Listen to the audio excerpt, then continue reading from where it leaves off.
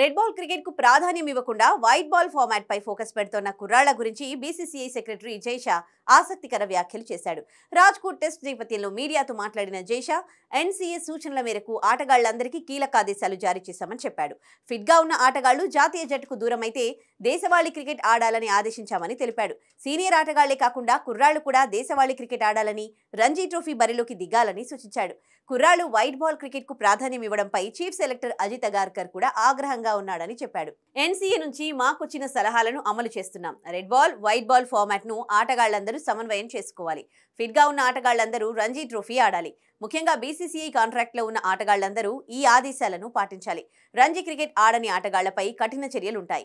ఇప్పటికే ఈ వ్యవహారంపై చీఫ్ సెలెక్టర్ నాతో చర్చించారు. రంజీ ట్రోఫీ ఆడని ఆటగాళ్ల విషయంలో తుది నిర్ణయం తీసుకోవడానికి అతనికి పూర్తి స్వేచ్ఛనివ్వబోతున్నామని జైషా చెప్పుకొచ్చాడు. అయితే టీమిండియా కోచ్ రాహుల్ ద్రవిడ్ సూచనలు భారత యువ ఓపెనర్ ఇషాన్ కిషన్ లెక్క చేయనందుకే బీసీసీఐ ఈ కొత్త రకమైన నిబంధనలు తీసుకొస్తోందని సమాచారం. ఐపీఎల్లో ఆడాలంటే కనీసం 3 నుంచి 4 రంజీ మ్యాచ్లు ఆడాలనే రూల్ అమలు చేయనుందని సమాచారం.